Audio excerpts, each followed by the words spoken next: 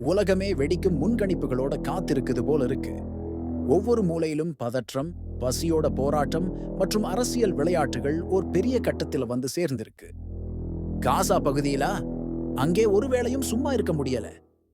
கடந்த மே மாதத்திலிருந்து இன்று வரை உதவி உணவுக்காக வரிசையில் நின்ற மக்களுக்கு மேல் நடந்த தாக்குதல்களில் மட்டும் 800க்கும் மேலான மக்கள் உயிரிழந்திருக்கிறாங்க. பசிக்காக வந்தவர்கள் பூமிக்கடியில் சென்றது இது சாமானிய சம்பவமா? அதுவும் மருத்துவமனைகள் மூடப்பட்டு எரிபொருள் கிடைக்காமி காசா ஒரே உயிர்ப்புணர்ச்சியில தான் இருக்குது.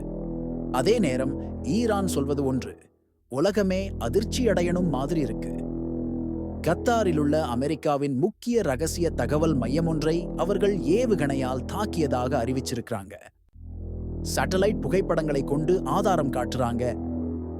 இது உண்மை என்றாலும் சரி, மாயை என்றாலும் சரி, பதற்றம் அதிகரிக்கிறது. இந்நேரம் செங்கடலில் பயணிக்கும் கப்பல்களுக்கு ஒரு புதிய அபாயம்.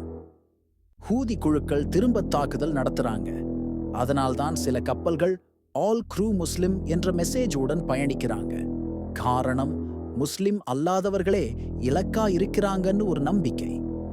இஸ்ரேல் பக்கம் இன்னொரு மாபெரும் எச்சரிக்கை. பாதுகாப்பு அமைச்சர் இஸ்ரேல் கேட்ஸ் சொல்வது போல, ஈரான் எங்க மேல மீண்டும் தாக்கினா நாங்க எங்க இருந்தாலும் ஒடிச்சிருவோம். இதுல ஒளிந்திருக்கும் தாக்கத்தை கொஞ்சம் யோசிச்சு பாருங்க. முடிவில் சமாதான பேச்சுவார்த்தையா நடக்குது என்று தோன்றும் இடத்திலேயே இன்னொரு குழப்பம்.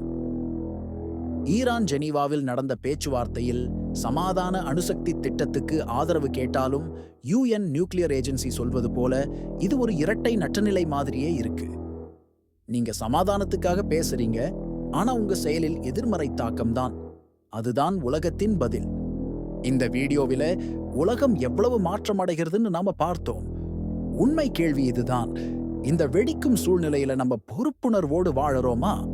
இந்த மாதிரியான முக்கியமான செய்திகளை தொடர்ந்து தெரிஞ்சுக்க மார்க்கெட் மசாலா ஹப் சேனலை இப்போதே சப்ஸ்கிரைப் பண்ணுங்க. பக்கத்துல பெல்லையும் ஒன்னு அழுத்துங்க.